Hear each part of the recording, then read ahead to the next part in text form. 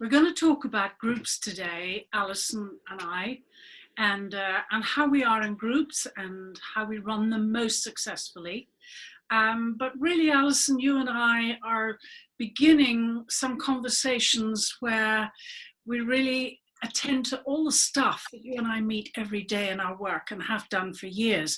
And we're hoping to do a little series of these conversations.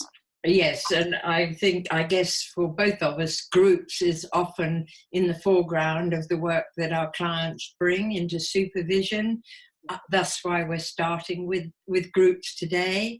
And maybe to look at why are we both in this conversation together, and it's probably because we are often in conversation together, and what we find is we don't quite know what can emerge, but it's often much more generative and rich through the dialogue that we share and have, underpinned by our relationship, and how that makes such a difference to the work that we do with each other, but also with our clients. So that's one of the reasons that I love coming to these conversations with you.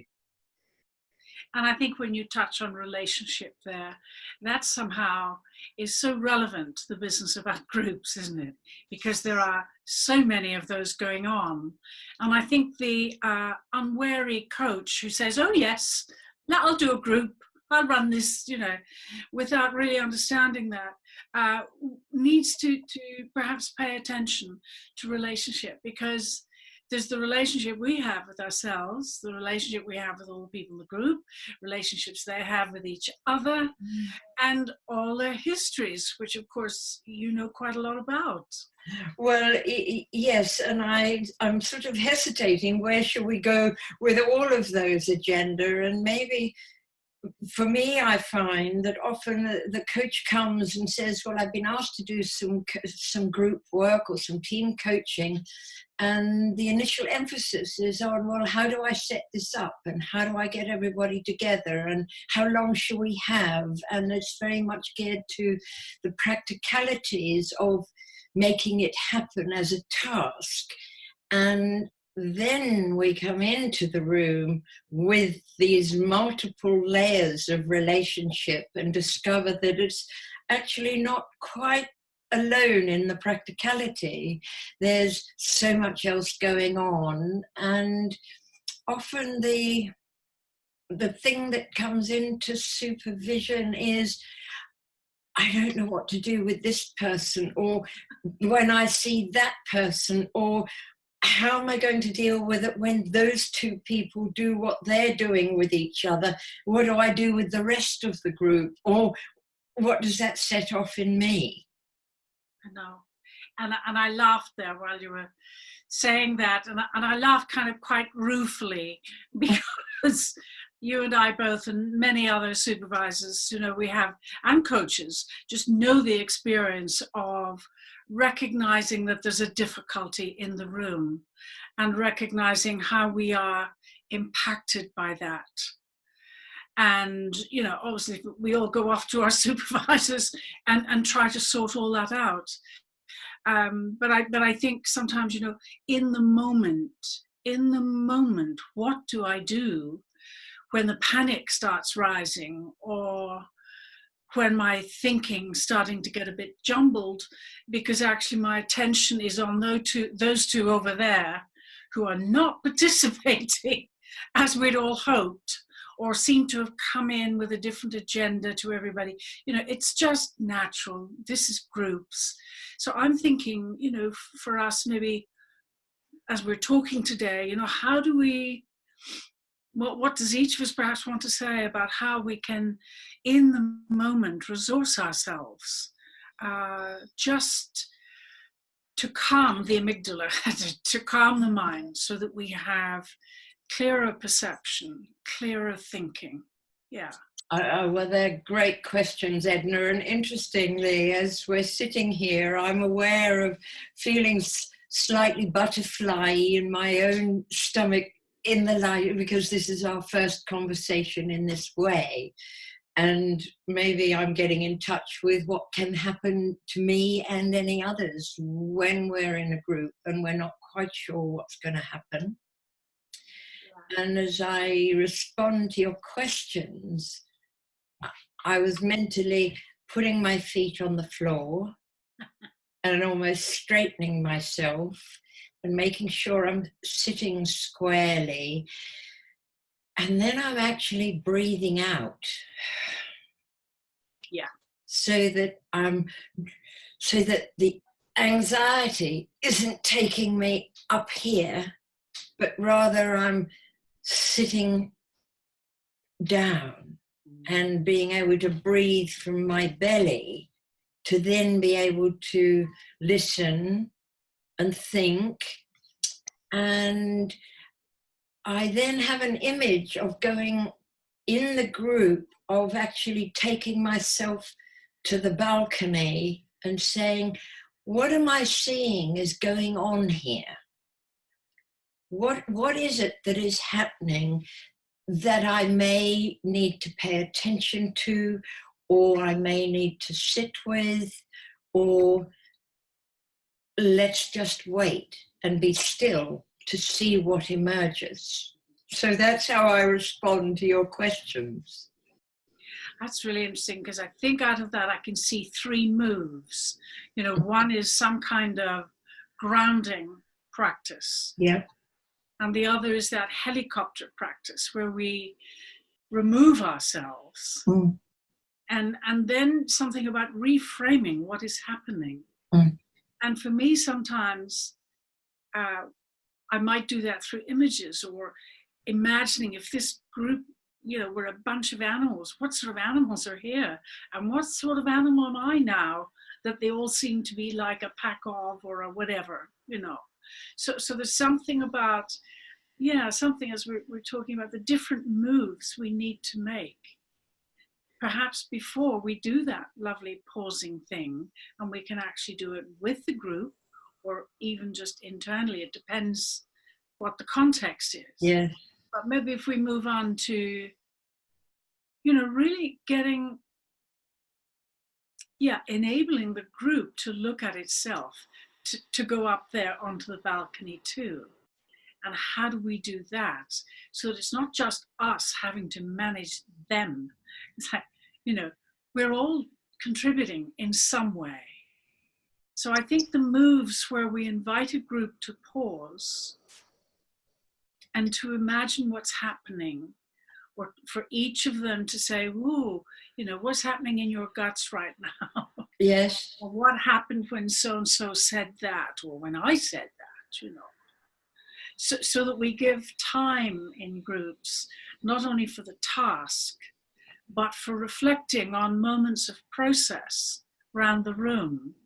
And I think that builds in clarity. I think it builds in safety. Yes. Yeah. Yes, and as I'm listening to you, another thing perhaps to add is holding the group as the client rather than one individual or another, so that we may not get hooked into, well, George over there is being difficult, or what do I say to Caroline here, or Jeffrey, or Samantha. It's how do we stay in touch with, this is a group that I'm being in touch with and noticing, and then inviting they too to notice what is happening as a group with and to each other. And I think the thing that takes me to is this notion, often in an organization, these folks know each other before they come into the room. And they're going to know each other when they leave the room. And they already have existing relationships of one sort or another. And maybe what we're inviting them to do is to learn how to be with each other differently, which can add to the tension, can add to the anxiety, can add to the whoa, do I want to be here, from each or any of them? So helping them for it to be okay to be with each other differently, and that to be okay. Yeah, and so as you're talking, I'm thinking the way we talk with them and the way we open a door to a different style of conversation, one hopes will enable a group gradually to move into that, even when they're talking with each other down the corridor or something, you know, that somehow the whole style of being with and how that is languaged and how our interventions are languaged and what we actually encourage as a kind of style of discourse in the group. I think that can be really enormously helpful. I think particularly when you, as you say, some people, some groups, you know, have relationships in their environments beyond that particular group on a Friday afternoon. So I think, you know, for coaches who are maybe listening to this, something about the awareness of how we speak with another, how we find a way to deal with George in the corner who's not participating. Seems to be George today. You know, or whoever it is that somehow is not finding it easy to be in that group. Our whole style of being with them and finding, you know, we do this thing, we go up in the balcony, we think, what's going on, blah, blah, blah. And then we have to come down into our heart, I think, and really find a place of professional care and a place where the imagination of the heart can actually say something to that person that is both a challenge, but soft enough for them to be able to receive it and to go, yeah. So, you know, these are skills that are honed over years, and I think I'm still challenged with that in groups. Yes, and where that takes me is the whole notion of compassion. Yes, you talk from the heart, and whilst at a subjective level, one or another person may appear an irritant or provocative, or may tweak us as the group facilitator, supervisor, or another in the room. And how do we speak to each of them? It is with inclusion, with curiosity, with compassion, that they are okay as they are.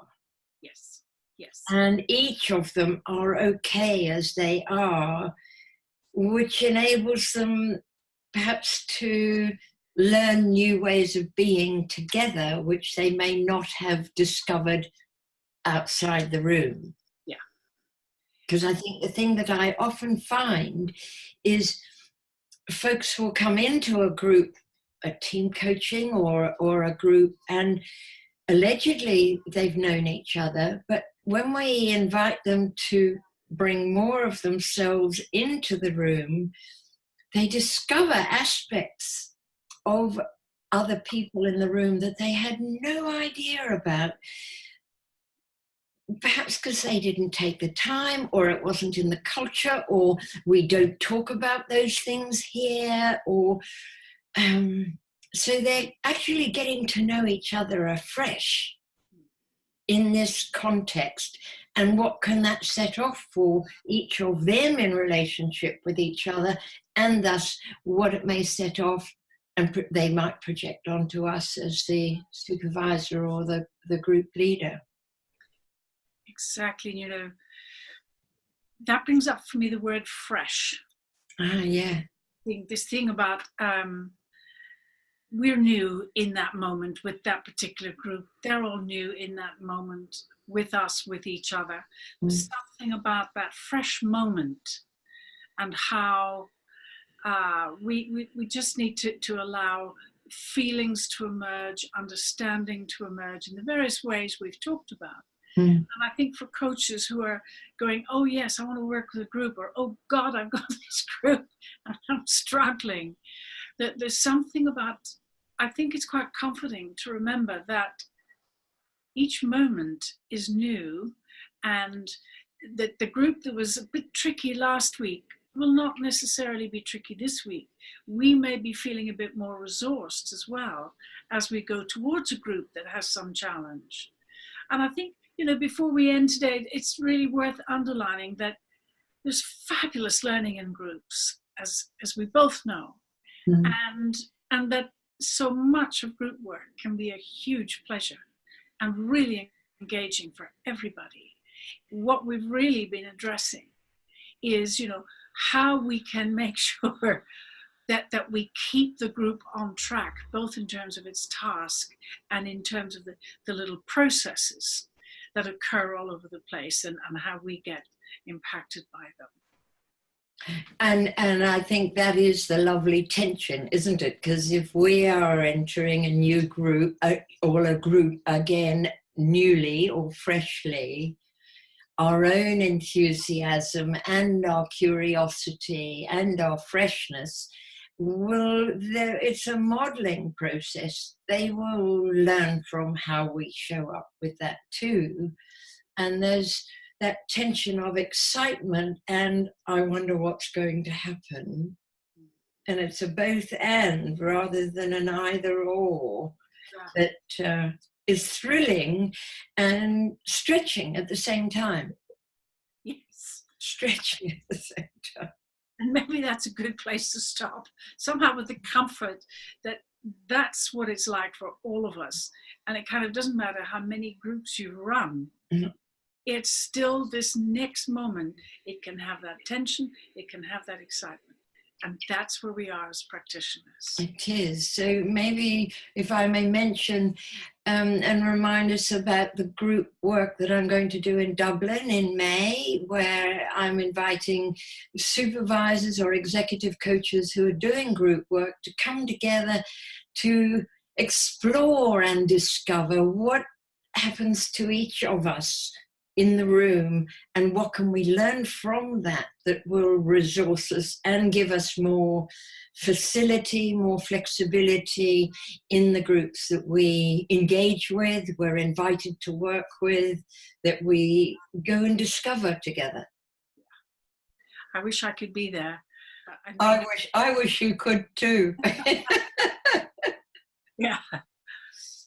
Okay. So I thank you, Edna. We'll come again and find something equally stimulating and exciting to dialogue around and discover together.